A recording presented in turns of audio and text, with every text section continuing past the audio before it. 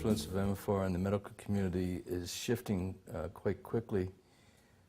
When I first started giving seminars, I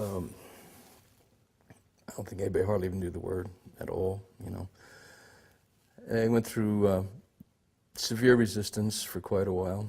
I still do, probably always will, but there was a point after I started the seminars where I was on basically headline news in one of the national physical therapy newsletters for daily for a couple of years, you know.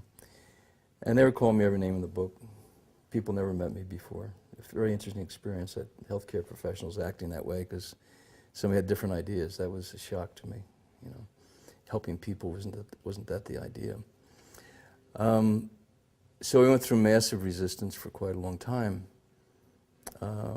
But a lot of the intelligent therapists, I think, realized where there's smoke, there's fire. And it just piqued their curiosity. And I think over the years, I speak to the American Back Society. This is a group of leading neurosurgeons and orthopedic surgeons, osteopaths, chiropractors, therapists, TMJ specialists from around the world that are interested in leading edge techniques. And some of the meetings I speak to over 1,000 physicians at a time. And so over the years, this has been 15 years now, I've been a featured speaker. Even though they haven't come to my full seminars, the word has gotten out. A lot of them have interacted with therapists that do MFR. They see the changes that MFR is possible making. In the year 2000, the theme of the American Back Society was the most important advances in healthcare in the last century. The average physician was given 15 minutes to say everything he or she knew. They gave me 8 hours. We had standing room only. So there is a massive shift occurring. And what I hear from all across the country now is they're referring for that myo stuff. So, you know, doctors really want to help people. They just, like all of us, were taught methods that weren't always as effective as it can be. In every health profession, there will always be some people that have their heads stuck in the sand and choose not to grow. But it's changing very fast now. And I think the media is kicking into it too, so it gets obviously getting around that way, and a lot of well-known sports figures and politicians are starting to receive it, and so I think that helps it also. But I think it's more the way this is growing. It's not going to be linear. It's a quantum shift, just like this work is quantum. It can happen very fast, and it probably is going to tie into the 100th monkey theory. If you're not familiar with that, 100th monkey theory, there's a story of a certain breed of monkeys in a Japanese island that was being studied by a group of scientists. And the island had a ridge of mountains down the middle of it, so it was physically separated from one side to the other. So one group of monkeys never could interact or communicate with the other group.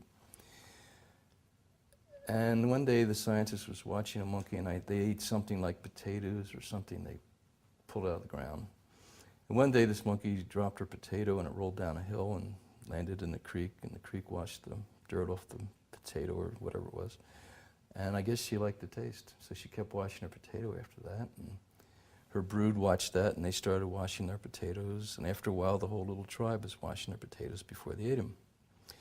Well, there's some arbitrary figure at 99, when the 100th monkey washed their potato, the scientists on the other side of the island observed that all the monkeys over there instantaneously started to washing their potatoes.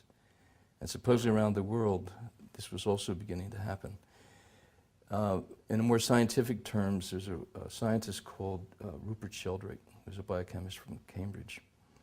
And his version of that, his name for it is morphic resonance.